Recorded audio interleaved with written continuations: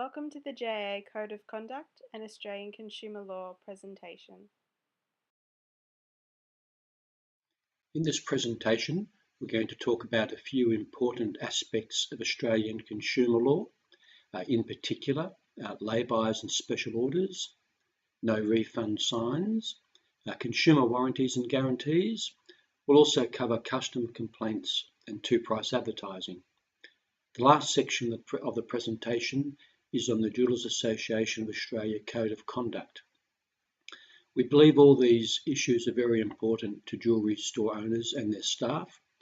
Certainly the JAA, as well as the industry, would like to see all of us adhering to Australian consumer law, but also exhibiting some of the highest standards of practice in the industry by adhering to the JAA Code of Conduct. Module 1, Consumer Rights, Lay-bys and Special Orders. Lay-bys and special orders are a fairly important area, particularly with the new Australian consumer law. One of the unintended consequences of consumer law has made it so that if a customer makes more than 2 payments on an item, the customer has the right to call it a lay-by. Now, this is particularly important in respect of special orders. Often a jeweller will take a deposit from a customer on a special order, then they'll take another maybe 2 or 3 or even 4 payments along the way before completion. Unfortunately, if the customer makes more than 2 payments, they can, at a later date or whatever they wish, decide that it's a lay-by. Now, the implication of that is that a customer always has the right to return a lay-by. And certainly this would cause some concern for jewellers, particularly if they bought in expensive stones or spent considerable time making a piece of jewellery. Lay-bys, conditions must be in writing, and you have to have certain specific conditions covered under Australian consumer law, including the amount of instalments and the frequency, and also termination fees. The Jewellers Association has a lay-by receipt form. We're showing the back of one here, which serves 2 purposes. It covers all the requirements of lay-bys, but it also has a section to use if it is a special order to ensure that it can't be deemed to be a lay-by at a later point. These conditions here are the ones we're referring to on the right-hand side, where you can, if you wish, attach the receipt.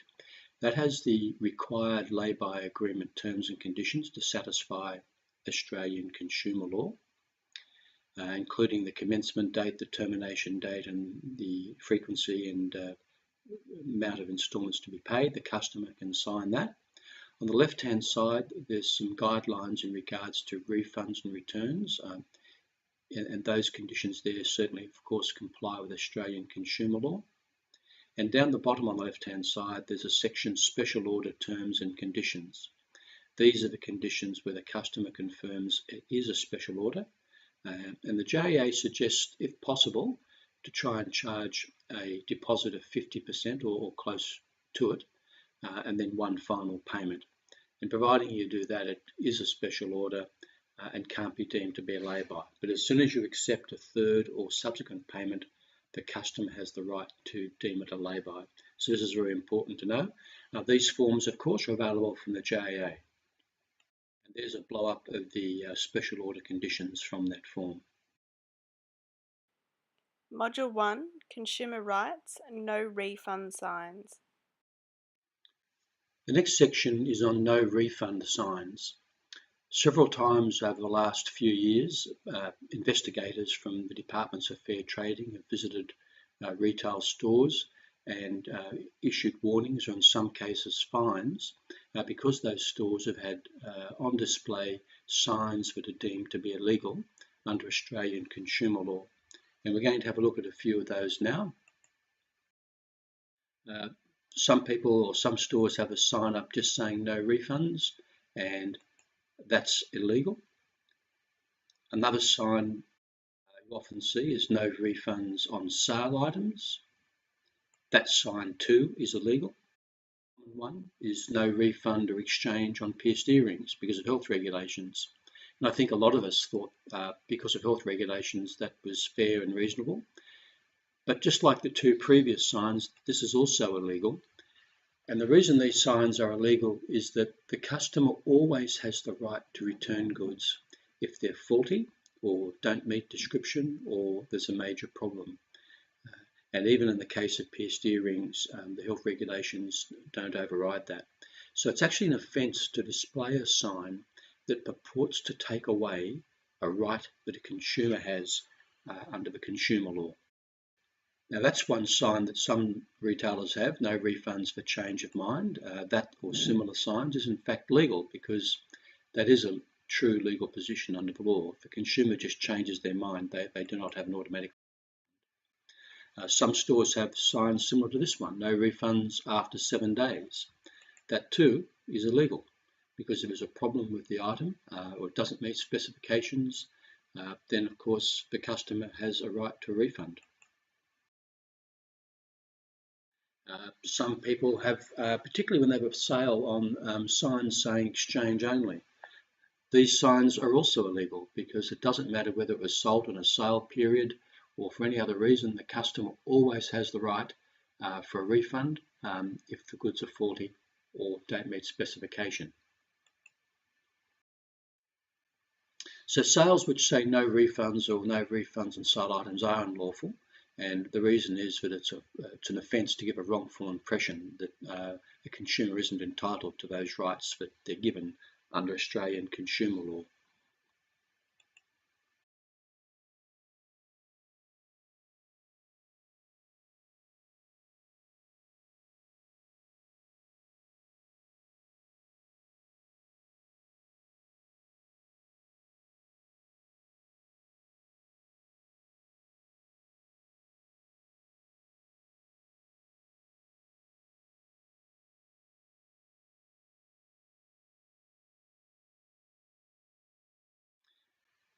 This little brochure, which clearly sets out the rules on refunds and returns, is available from the ACCC or Departments of Fair Trading, can also be obtained from the Jewellers Association. It is one that some retailers choose to put up in their store so that they're communicating to customers the correct position in regards to refunds and returns. For courts to make those decisions before we have specific guidance. Until we have specific guidance, we have to use our best judgment. And an example would be if something was manufactured but there was an unacceptable level of skill and it didn't meet the purpose that it was designed for, or that it wasn't delivered within a reasonable time. So if someone ordered an engagement ring and they perhaps had 3 or 4 weeks notice, and after 3 or 4 weeks the ring wasn't ready, perhaps that could be considered to be not within reasonable time and the consumer could cancel the service. Consumers can't cancel the service if they just change their mind or if the problem was outside the control of the provider. And there are a few examples there of when they can't cancel a service.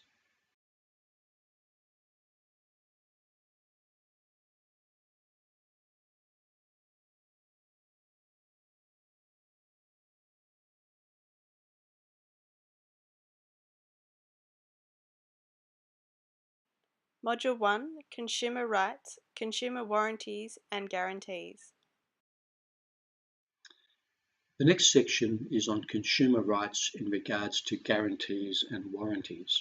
And there have been a few recent court cases which do give us some guidance in this area. The thing we need to know is the law gives the consumer 9 areas of guarantee. And the first is acceptable quality. The second is items must be fit for purpose. The descriptions must be accurate. The goods must match any samples shown or displayed or advertised. Any additional promises must be correct, and that includes if they're verbal, not just written. And the other is clear title. Doesn't usually apply much in the jewellery industry, nor does undisturbed possession. No hidden charges, so if something's advertised for $1,000, it has to be $1,000. You can't say, oh, but you've also got to pay extra money for another reason. And 9, spare parts and repair facilities must be available for a reasonable period. And this also impacts manufacturers and importers. An example of that could possibly a watch company would be required to provide spare parts and repair facilities for certainly several years after they sold, the last watch. Now here's a warranty scenario which actually did end up in court. Let's say a customer buys a $6,000 plasma TV. They're offered an extended warranty. They chose not to buy the extended warranty. After 2 years, the TV stops working. The consumer goes back to the retailer and says, look, it's not working, I need it replaced. But the retailer says, I'm sorry, it's out of warranty. You chose not to take the extended warranty.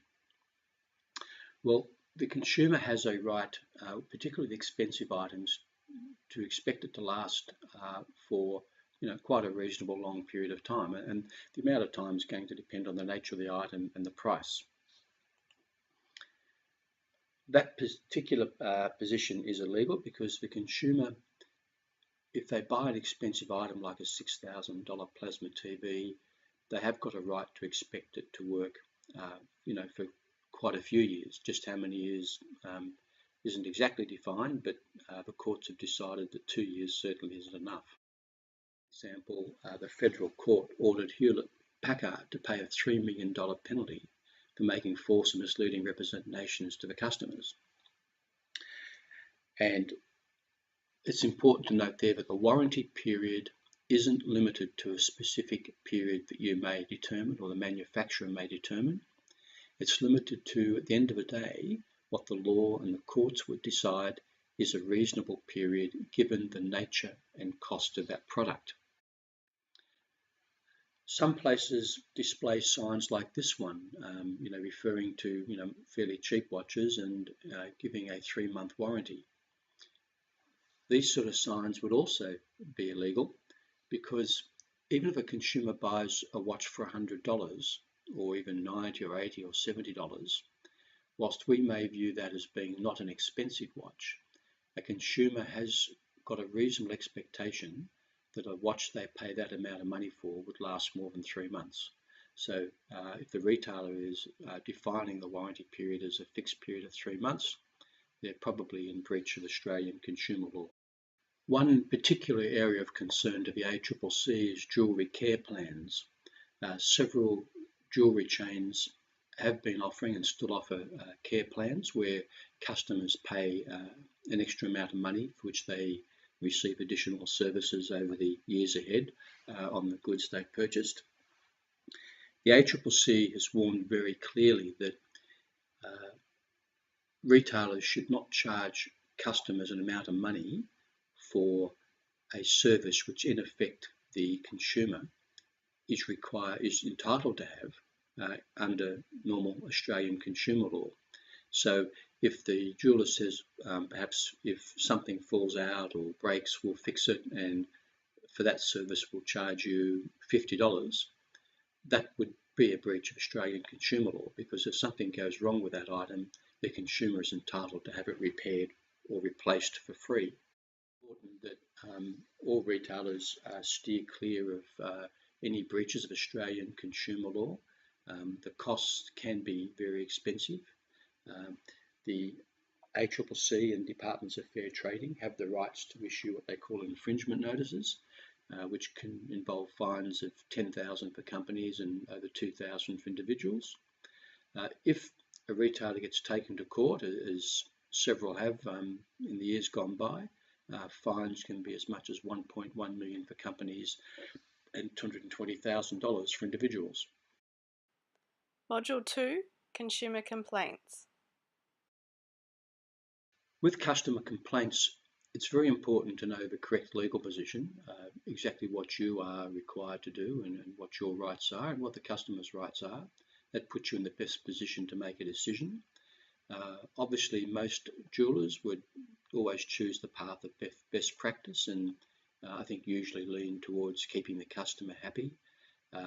If, however, a dispute cannot be resolved, JAA members can refer the matter to the JAA Dispute Resolution Service. and the JAA then will endeavour to arbitrate between the customer and the jeweller and try and work out what the fair and correct position is. This service often helps matters proceeding to Department of Fair Trading and the Consumer Tribunal by resolving it early to everyone's satisfaction.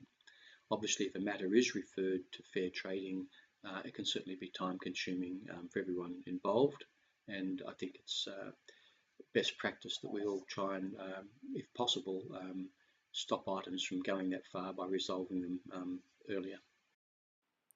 Module 3, Two-Price Advertising. Two-price advertising is a very important aspect of Australian consumer law, particularly for the jewellery industry, because there's been 6 high-profile court cases over the last 6 or 7 years, with the ACCC taking action against several jewellery chains. The important sections of consumer law in regards to two-price advertising is Section 18, which basically says that you can't conduct yourself in a way that is misleading or deceptive or is likely to mislead or deceive. And the important part there is that it's not so much the intention, it's the effect that matters. In Section 29, retailers can't make a false or misleading representation with respect to the price of goods or services. So this is the summary of what these court decisions have told us.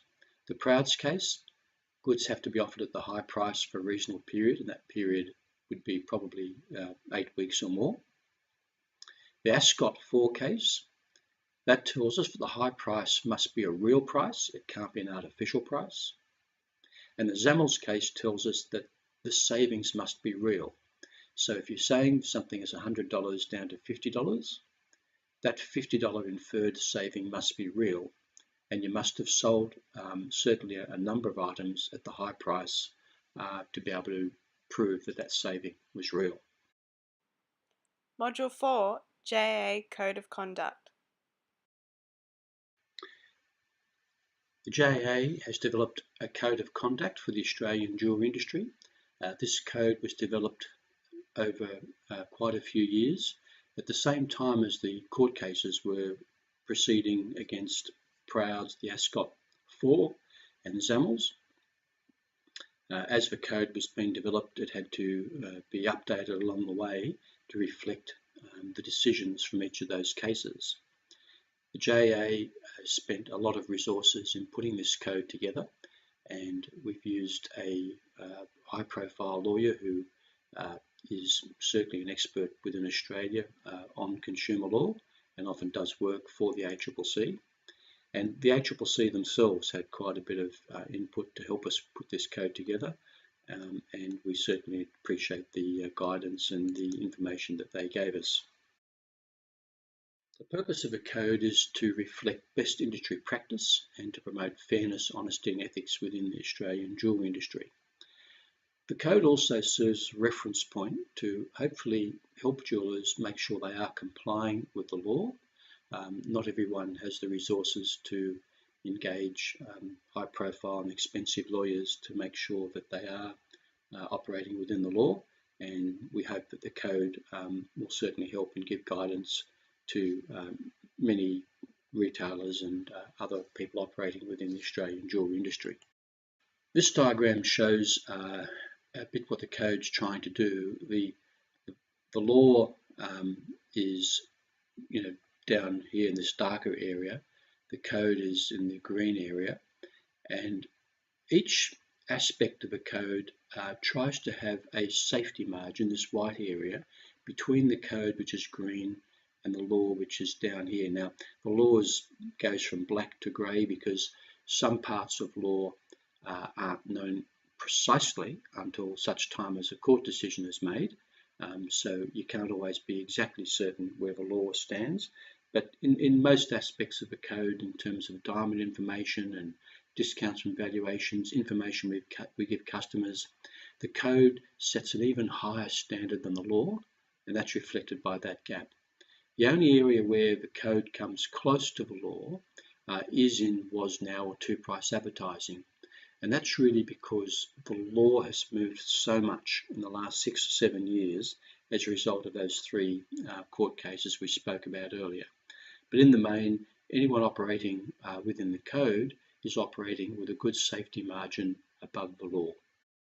So the code covers things like making false and misleading representations, providing appropriate disclosure to a consumer, which is particularly important in our industry with all types of materials and gemstones and metals and treatments that can be made. And it also covers advertising claims to make sure that we're not giving false and misleading impressions of an unrealisable saving or opportunity. Now, one area of the code is proof of transaction, and that's we give guidelines in the code as to what sort of document you should be giving the customer, but the minimum for a receipt has to be the retailer's name and their ABN, the date, the description of a good sold, and the price paid. Now, obviously, if it's a very expensive item, the description may well be more substantial than it would be for a $50 item. Other information we're required to give customers is if it's a precious metal, the content and the colour, so whether it's yellow gold, white gold, 9 carat, 18 carat. In the case of gemstones, there's quite a bit of information in the code about disclosing if items aren't natural and any treatments. And another aspect of the code on diamonds requires retailers to give a diamond report to a consumer for a diamond 1 carat or bigger if it is also HI, SI2 or better, or if it's $10,000 or more retail. And the reason for that is that we think that's a very reasonable thing if a customer is buying, obviously, what is a very expensive piece of jewellery. Paragraph 13.2 of the code covers valuations, and it clearly sets out that code signatories shall not use a valuation value in conjunction with two-price advertising. In other words, we can't say valued at $100, our price $50. And the reason for that is that based on the Zamels decision, it's our view that such practices would be misleading and wouldn't pass the test resulting from the Zamels case. 14.5, and this also goes now to covering the laws that came out of those three cases with Prouds, Ascot 4 and Zamels. So firstly, if something is being sold at a two-price promotion, the retailer must have offered a reasonable quantity at X dollars of a high price for a reasonable period, and the guide there is 8 weeks minimum. Also, must have sold a substantial volume of sales at the high price, and the guideline there is that at least 30% of the items must have been sold at a high price. So let's say a retailer had items $100, they've sold 10 prior to the sale. At least 3 of those must have been sold at $100 for them to then be able to promote the item at $100 down to $50. And that's basically the structure that came out of the Zamels case. And remember, in the Zamels case, the highest item had only 14% of the items sold at the high price. So based on the advice to the Jewellers Association, we think 30% leaves a big safety margin versus the court decision. In that case, though, against Zamels, the court also came up with the term aggressive discounter. And they used that to refer to Zamels because of their procedures of making sure, if possible, that a customer didn't go out of a shop without buying something and offering reduced prices to try and entice them to, come back in and buy. So they were deemed to be an aggressive discounter, and for an aggressive discounter, a percentage a lot higher of 30% would need to be sold at the high price, according to the guidelines from the ACCC. Now, if you haven't sold a particular item previously, and look, that can happen in the jewellery industry because a lot of items they're one-offs only, and in those areas we have to be quite careful to make sure that we are complying with the law. So let's say you haven't sold any of these items before, it's $100, you can be very careful in promoting that item, say at $100 down to $50. Now, you can use RRP prices, and you could say recommended retail $100, our price $50. But you can only do that if items are normally sold at the RRP. If items aren't normally sold at the recommended retail price, then it's not a reasonable price comparison, and it's unlikely the consumer is actually saving that amount of money, and that would then possibly lead to prosecutions from the ACCC. When retailers are advertising an item with a was now price, that period that they offer it at the reduced price can't be indefinite. After a period of time, the now price becomes the established price, and the guide we give in the code is 6 weeks. So let's say a retailer has an item at $100 down to $50. After 6 weeks of that promotion, the code says, well, you can't use that comparison anymore. The high price for comparison has to be the $50. The code also says that the promotion period cannot exceed the period the item is on sale or sold at the X price. So if the item was offered at the high price for 8 weeks, the promotion period cannot exceed 8 weeks. And the maximum in any circumstance for an item to be advertised at a two-price comparison would be 3 months, and that would only be available on very expensive items with a slow stock turn. Now, the day after the Zamels case, quite a few retailers in their press ads came out with disclaimers on their advertisements. So although they're advertising items $100 crossed out and say $50, they had disclaimers to say that they may not have sold any items at the high or the ticketed price. Now, with disclaimers, it's important they're sufficiently prominent. They just can't be in very small print down the bottom. It's got to be a position where, in the whole context of the advertisement, it was clear to the consumer that that disclaimer was there and what it meant. So with disclaimers, it's important that a disclaimer can't change the main representation. It can't make it different to what it is. It will not save the retailer from action if the representation is fundamentally misleading. It must be prominent, as I said before, otherwise it will be of no effect. And the test the ACCC applies is the advertisement misleading as a matter of overall impression, looking at the whole ad together. Consumers can shop with confidence where they see the JAA member logo. That concludes the presentation on JAA Code of Conduct and Australian Consumer Law. Should you have any questions, please do not hesitate to contact the JAA on 02 9262 2862 or email info@jaa.com.au.